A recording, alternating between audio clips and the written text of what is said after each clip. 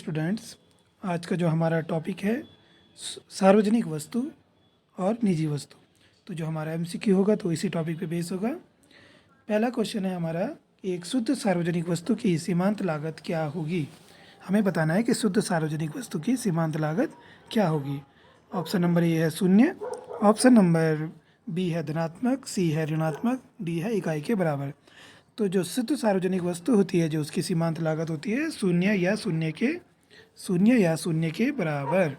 Option number A is right answer. Option question number second है, दिए गए विकल्पों में सार्वजनिक वस्तु का उदाहरण है। हमें बताना है कि इनमें से कौन सा सार्वजनिक वस्तु का उदाहरण है। ऑप्शन नंबर ए है आवासीय भवन, बी है राष्ट्रीय सुरक्षा, सी है रेस्टोरेंट और डी है एक मकान का स्विमिंग पूल। तो जो ऑप्शन नंबर ए आवासीय भवन, रेस्टोरेंट और एक मकान का जो स्विमिंग पूल है, ये तीनों ही निजी वस्तु हैं। तो हमारा जो राइट आंसर हो जाएगा वो हो जाएगा ऑप्शन नंबर बी, राष्ट्रीय सुरक्षा। नेक्स्ट क्वेश्चन, वर्जनीयता रहित और प्रतिद्वंदी रहित की विशेषता के संदर्भ में विधि और व्यवस्था किसका क्लासिकल उदाहरण है। हमें बताना है कि वर्जनीयता रहित और प्रतिद्वंदी रहित की विशेषताओं के संदर्भ में विधि और व्यवस्था किसका क्लासिकल उदाहरण है। तो ऑप्शन नंबर ए है नकारात्मक बाह्यता, बी है सकारात्मक बाह्यता, सी है वृद्धिशील प्रतिलाभ और डी है लोक वस्तु। तो जहाँ पर भी वर्जनीयता रहित या गैर वर्जनीयता, गैर प्रतिद्वंदिता होगा, वहाँ पर हमारी पब्लिक गुड्स की बात होगी। तो हमारा जो राइट आंसर है वह है ऑप्शन नंबर डी।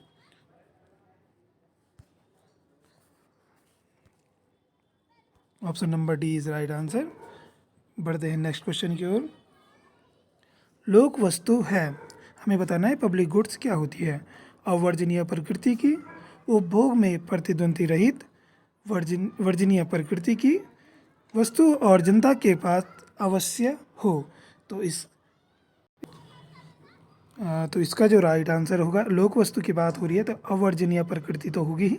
हमने कहा था जहाँ पे अवर्जनीय अप्रतिद्वंदिता होगी, तो यहाँ पे देखिए अवर्जनीय प्रकृति की और उपभोग में प्रतिद्वंदी रहित यानी कि अप्रतिद्वंदिता।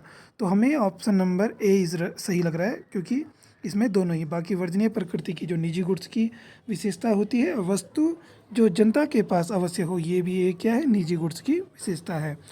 तो यहाँ पे हमारा राइट आंसर है ऑप्शन नंबर ए, यानी कि ए और फर्स्ट एंड सेकंड दोनों हो।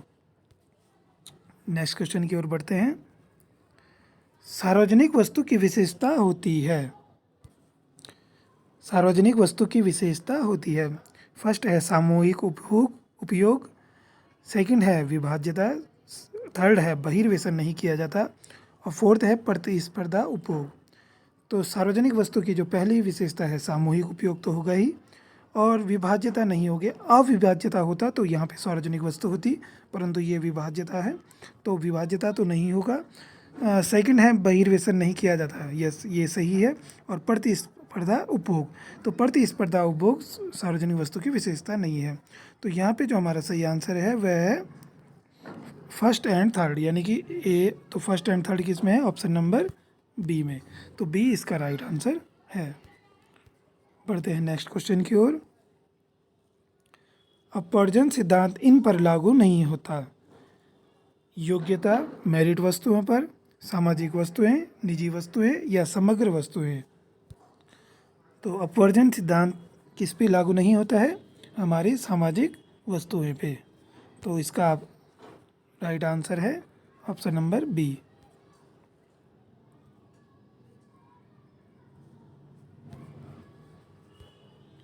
बढ़ते हैं नेक्स्ट क्वेश्चन की ओर। इनमें कौन मेरिट गुड नहीं है, हमें बताना है कौन सी मेरिट गुड नहीं है। डाक सेवाएं, दूरसंचार सेवाएं, कृषि उत्पाद या रेलवेज। तो जो हमारी डाक सेवाएं हैं, दूरसंचार सेवाएं हैं और जो रेलवेज है, ये तीनों ही मेरिट गुड्स हैं, जबकि इसमें कृषि उत्पाद मेरिट गुड्स नहीं है। तो option number C is right answer. Next question है कि उपभोग में गैर प्रतिद्वंदी वस्तुओं को कहते हैं। हमने अभी बताया था आपको कि जहाँ पे भी गैर प्रतिद्वंदी, गैर जहाँ पे भी गैर आगे से लगा होगा या अ लगा होगा तो वो हमेशा सार्वजनिक वस्तु का एग्जाम्पल होता है। तो हमें यहाँ पे सार्वजनिक वस्तु की विशेषता होती है, तो यहाँ पे ऑप्शन नंबर सी आपका राइट होगा। बढ़ते हैं नेक्स्ट क्वेश्चन की ओर।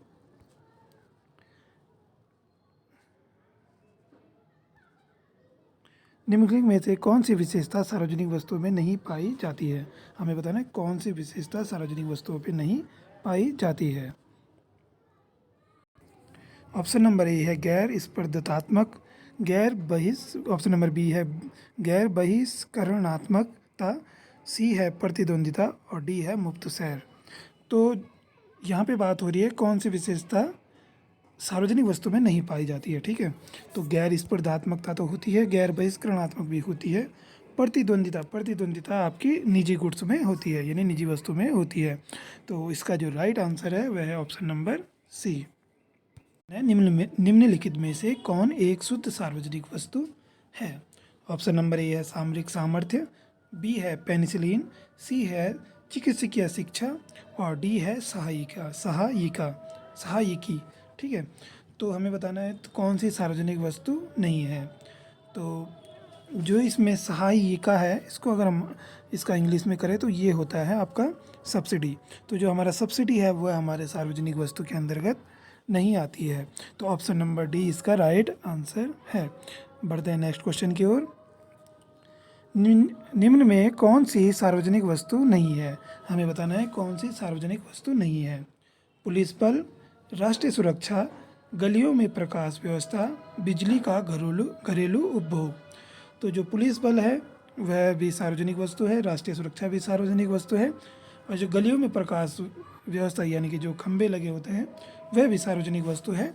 परंतु जो बिजली का घरेलू उपभोग है वह सार्वजनिक वस्तु नहीं है, वह एक निजी व्यक्ति का होता है, यानी निजी या किसी एक पर ही उसका बिल आता है तो ये निजी हो सकता है, ये निजी है। ऑप्शन नंबर डी आपका राइट है। क्वेश्चन है सामाजिक वस्तुओं के संदर्भ में निम्नलिखित में सही कथन है।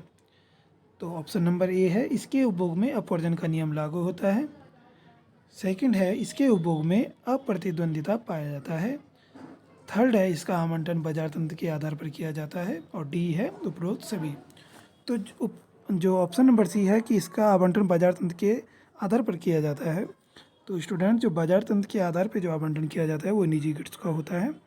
ऑप्शन नंबर बी है इसके उपभोग में अप्रतिद्वंदिता पाई जाती है। तो हमने आपको पहले ही बताया था कि जहाँ पे भी अप्रतिद्वंदिता या गैर प्रतियोगी होगा वहाँ पे हमेशा सामाजिक गुड्स होता है या सार्वजनिक वस्तु होगी। तो इसका जो राइट आंसर होगा ऑप्शन नंबर बी इसका राइट आंसर होगा। बढ़ते हैं नेक्स्ट क्वेश्चन की ओर। तो ये आज का अंतिम क्वेश्चन था। तो आशा करता हूँ कि आपको ये वीडियो पसंद आ रहा होगा। मिलते हैं नेक्स्ट ब्लॉग में। धन्यवाद।